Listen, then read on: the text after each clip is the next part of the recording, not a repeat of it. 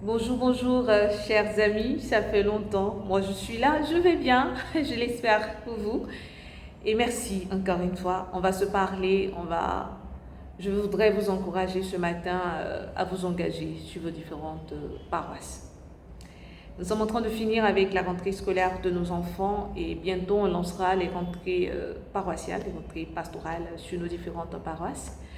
Et c'est sûr que les groupes, associations et mouvements mettent en place des systèmes managériels pour vous aider à faire un choix, à vous insérer dans un groupe et autres. Nous partons du principe que l'engagement est un choix libre et volontaire, c'est-à-dire que personne ne vous obligera à le faire. Ces personnes viendront présenter dans le but vraiment de vous avoir, dans le but de vous associer à cette communion, à cette fraternité que nous devons vivre et auquel notre Seigneur Jésus-Christ nous appelle à vivre. C'est sûr qu'on verra des personnes qui vont venir s'inscrire, on aura des groupes de 50 personnes, 60 personnes, et au cours de l'année, on se retrouvera à 10, à 5 ou à 15. D'abord, vous ne vous engagez pas parce que vous aimez une personne, vous ne vous engagez pas pour les beaux yeux du responsable ou pour le beau physique de la responsable. Non, vous vous engagez parce que vous avez une histoire particulière à vivre avec Dieu. Vous vous engagez parce que vous voulez rencontrer Dieu au travers de vos frères et de vos sœurs.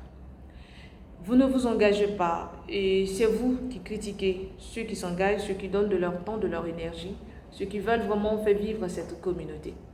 On entend dire que nous ne sommes pas obligés d'aller à l'église pour être sauvés. Ok, qu'à cela ne tienne, parce que tous nous sommes une église, n'est-ce pas?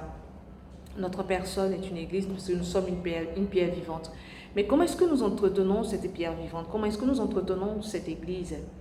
Nous ne venons pas à la messe, nous ne lisons pas la Bible, nous ne parlons à personne, nous avons un sentiment de supériorité vis-à-vis des autres et nous avons peur d'être brisés, d'être peut-être parfois même humiliés ou rejetés. Et comment est-ce que nous entretenons cette église? Moi, j'aimerais bien comprendre. On l'entend très souvent. Donc, je reste chez moi parce que je ne veux pas qu'on me frustre. Ok, la frustration, ce n'est pas une nouvelle chose. C'est pas nouveau. Vous serez frustré. Avant vous, il y a des personnes qui ont été frustrées. Et pendant qu'on y est, vous-même vous êtes frustrés. Il y a certains qui sont frustrés devant vous. Et après vous, il y en aura qui seront frustrés. Ce sont des hommes qui frustrent, mais pas Jésus.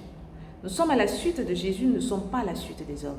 C'est lorsque nous pensons que je suis dans un groupe parce que tel peut m'apporter ceci, cela. Non, c'est Dieu qui m'apporte peut-être au travers de la personne.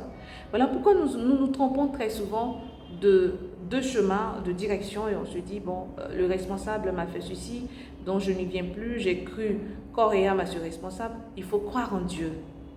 Croire en Dieu. Et cette paroisse a besoin de toi.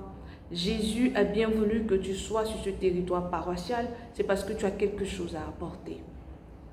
Je ne suis pas là pour critiquer, je ne suis pas là pour faire ceci, mais je viens parce que moi également, j'ai quelque chose à apporter et je rencontre Jésus au travers de mes frères et de mes sœurs.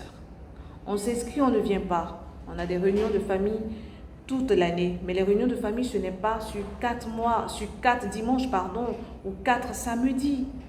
Les réunions de famille, parfois, c'est par trimestre ou par semestre. On inscrit nos enfants, mais ils sont tout le temps absents parce qu'on organise des anniversaires. Alors, quelle est notre priorité? J'aimerais que chacun essaie de voir sa priorité. Je suis chrétien non engagé, on l'entend. Moi, je suis chrétien, mais je ne suis pas engagé. Je fais mes messes, je reste chez moi parce que je ne veux pas d'histoire. Et nous sommes prêts à critiquer les autres qui se trompent. Ces personnes ont eu l'audace vraiment d'essayer, donc elles peuvent se tromper. On les critique, on les traite de tout. Ou je n'aime pas cette paroisse, ils sont comme ceci, ils sont comme cela. Mais toi, comment est-ce que tu es? Ou qui tu es vis-à-vis de Dieu? Ou moi, je suis dans une communauté, mon berger m'a dit ceci, m'a dit cela. Mais le berger fréquente la paroisse, toi-même tu fréquentes ta paroisse ou une autre paroisse. Sur la paroisse, qu'est-ce que tu fais? Peut-être que dans ta communauté, tu fais partie du service d'ordre. Mais pourquoi ne pas donner ton expertise sur la paroisse dans laquelle tu fais la messe? Peut-être que tu lis là-bas quand ton berger prêche. Mais pourquoi ne pas t'associer au groupe des lecteurs? Même pour balayer l'église. Ça veut dire que souvent dans des familles, il n'y a personne. personne dans un mouvement. Les samedis, les dimanches, vous êtes chez vous, mais quand vous venez le dimanche, c'est vous qui critiquez. La messe a duré. Ces personnes-là, ce n'est pas la peine. Est-ce que Jésus a dit ceci? Est-ce que Jésus a dit cela? Alors, qu'est-ce qu'on fait de la fraternité? Qu'est-ce qu'on fait de la communion? Qu'est-ce qu'on fait voilà, de ce que Dieu nous demande de faire? Frères et sœurs, essayons un peu de revoir nos façons de faire.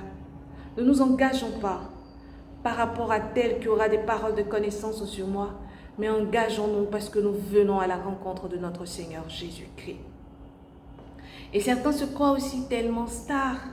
Si je viens à la messe, les gens vont essayer de trop parler avec moi parce qu'on m'a entendu faire ceci, donc on ne vient pas à la messe. Mais attendez, venez à la messe.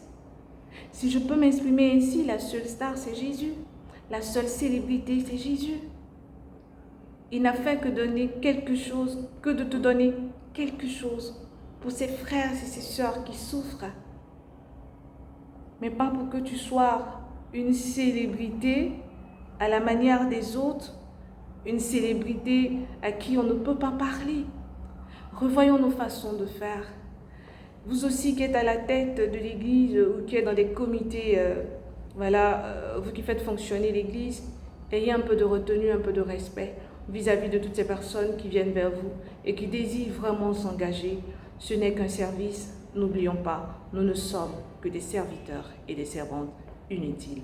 Moi je vous aime, mais Dieu encore plus. Au revoir.